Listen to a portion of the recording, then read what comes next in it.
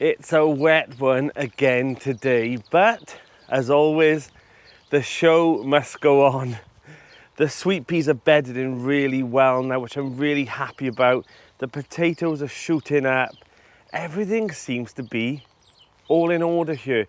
I've got loads of little fiddly jobs to do that I can't do today because it's wet, but that's the benefit of having a polytunnel. So even though it's raining outside, you always need to remember that indoor spaces like polytunnels, greenhouses, and even cold frames and things like that, they will still need that bit of water. So always remember that. It's a shame it's raining because I really want to get my onion seedlings out. I want to start planting things out and netting things over and getting spring underway. But there's talks about this cold coming in. And then, I don't know, but I'm hoping that it doesn't. I've not brought anything over like tomatoes and chilies and stuff. I'm holding them back at home. I'm making to bring them over, but I'm gonna wait one more week. So if you are joining in my Sweetpeas 2023 challenge, then I'd like to see some updates. Send them over via email, which will be in the description, or my Instagram. But these giant Swedes are looking absolutely fantastic. So I also have done some Tweed F1 Swede and also some Marion. I also did Best of All and Helena as well. There's so much Swede, but I do like Swede. All my family loves Swede, but the ones for the competition are my giant Swedes. So fingers crossed. All the flowers now from Farmer Gracie are coming along well. Even like, you know, the hostas are coming up now and they're just looking amazing. But I'm really pleased that they're starting to show a bit of growth now, and then within a month they can all go out in the garden nice and safely. Even the strawberries, they're looking really good now, and I've even got some flowers. So there you go, signs of spring strawberries. The spring flowers, God, I just honestly, I cannot say enough of them. There are a few weeds in there, like the dandelions, that I need to get out before they bud up, and then they'll just sprinkle their seed everywhere. So I'll have to get them out soon. But these showstoppers this year, all the fruit bushes now are all budding up, and they're showing that the currants are on their way. Now, one thing I do want to do is this. I don't want to do the rhubarb. So one job I do want to do in the next week is this rhubarb. I don't think it's planted deep enough. I think that's mainly because the crown was so big, I dug down. I don't think it's getting the amount of water it needs. I don't know why, but every time it gets really hot, all the leaves droop down. And then when it rains, they push back up again. So I think what I'm going to do is I'm going to put a pallet collar or something around there, fill it with some soil so that it got a good amount of moisture around the base of the crowns. The salads and onions that you've seen in the last video are looking really well in here now. I think this rain will do it the world of good. I covered this one over with some cardboard, stop weed seeds from going in to keep the moisture in. And it won't do no harm like this now. I'll leave it like this now until I want to plant in there. I'm still undecided. I don't know what to do in this bed. Any suggestions? I cannot wait to turn this bed into no dig. Now, you've seen me weed this a few weeks ago, and look at it again. The amount of weed seed that just keeps coming up, and I hoe it back, and I even went through hand weeded all of this, and look at it again. So that's the thing I love about no dig, is that I don't have this problem. These beds, are, you know, in the end will be fully no dig. And is there any carrots coming through? Yes. So we've got some carrots coming through here as well, but I'm sure there's piles of other weeds. Another sign of things to come is the asparagus. So as you can see, the asparagus is all coming through the bed now. And I'll leave it now this year and next year. But as you can see, they're all shooting up. And as always, don't forget to like and comment on this video, because it really does help this channel grow even more. So thank you very much. The salad mix I've got this year is fantastic, from butterheads to intrepid to marvel of four seasons to oak leaf to Lolla Rossa Italian mix, and also some little gems. I'm really looking forward to having some of this in the next month, and some of them in the next week. So for the entrance of the fig and olive plot, I've purchased myself an oval wooden archway for you, and I think that'll be a fantastic asset to this plot.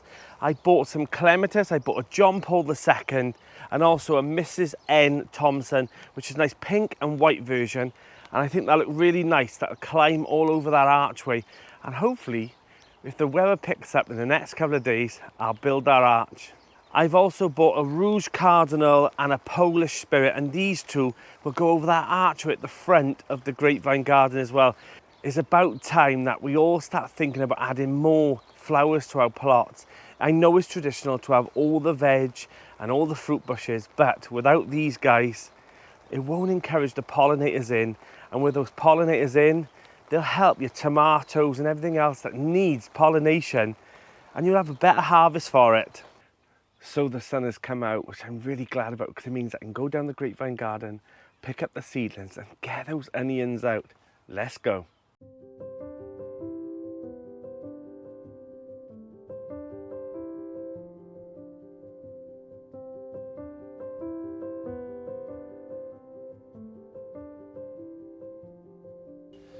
So I've already got a pile of onions already in the bed. The overwintering onions are doing really well this year, but the ones I grew from seed, I really want to get out, especially the red ones. And they're looking okay. They're desperate to go out now. So I think if I put a few in here, I think this will be a nice little salad bed on here, and I'll put some red ones up the top as well. Now I'm really pleased this year that I managed to defeat my nemesis, and it was, onion seedlings. I just, for some reason, couldn't grow them. They'd always dampen off and just die. But I'm really pleased that I can say that this year these came from seed, and another thing ticked off that I couldn't do before, and that's what it's about. It's the winds. So these are the red barren, and they've come up one of the strongest. So I'll probably do these again next year. Now I'm planting them with a beetroot. The beetroot's underneath this tray. They're okay, they're really small plants, and they're a good companion plant for onions, so they're not going to interfere, and they should grow in harmony. And also with the red onions, I haven't given them the spacing that I normally would with, brown onions, and that's the reason why, is because I'll be using them in salads, so I'll only need them just like a tennis ball size, so it doesn't matter about the size of them then. So in this bed now, I've got the Bedfordshire Champion on the left and the Red Baron on the right. Now these will just be my salad onions, and I'll just crop them when I need to. I'll just take them whenever size I feel appropriate. They'll work really well now with the beetroot in here, and also, as you can see, the shallots are looking amazing there too. It also means, while the onions are in, more trays back so I can sow more plants. Now I think I'll just give you a quick look around of how the grapevine garden's going along. Some things need some work, some desperately need some weeding. I've got a day off coming up that I'm going to spend all for the grapevine garden, weather permitting. Let me show you around. So that dock leaf is still there. I need to desperately get that out today. The garlic is looking amazing this year, really healthy. It was well fed in the autumn, and I think I'll give it a small feed now, just, in a month's time.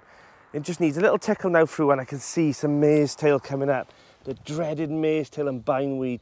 But these beds here, the one at the front and this one, I've always had problems with it, but I'm knocking it back slowly.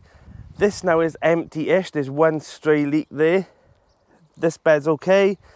The problem is I can't put onions in any of these three beds, because with the beans at the back, you don't plant onions and beans together because they interfere with each other. Onions put a chemical in the soil that interferes with the growth of the runner beans, so don't do it. I'll be using these for cabbages, salads and things like that, and they'll work together in harmony.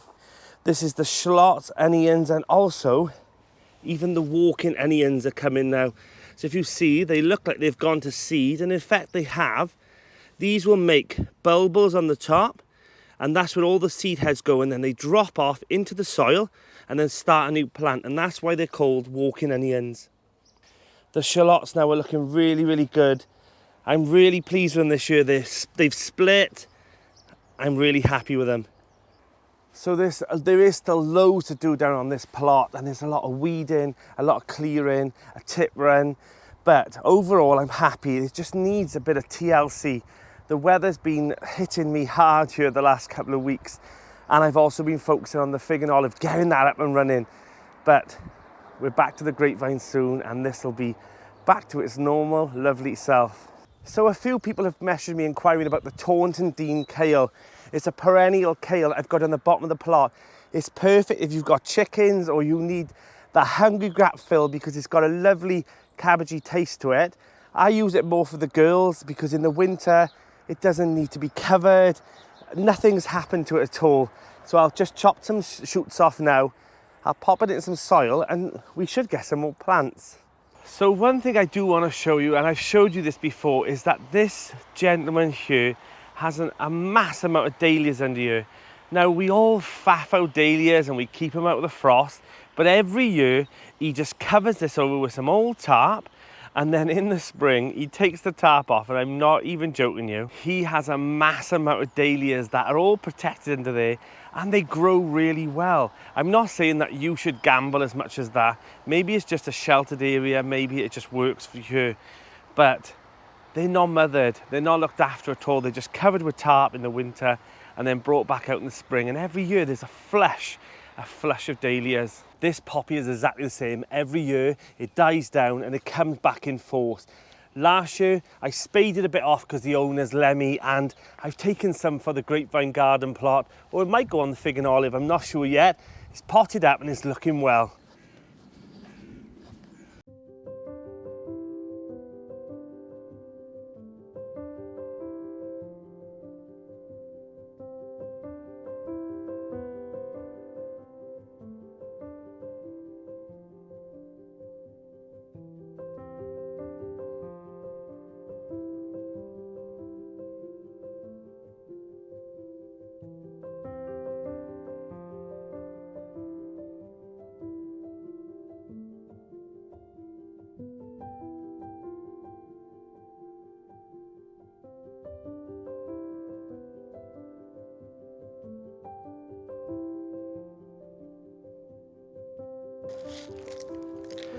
So I've weeded all the onions, the garlic and the rest of this bed.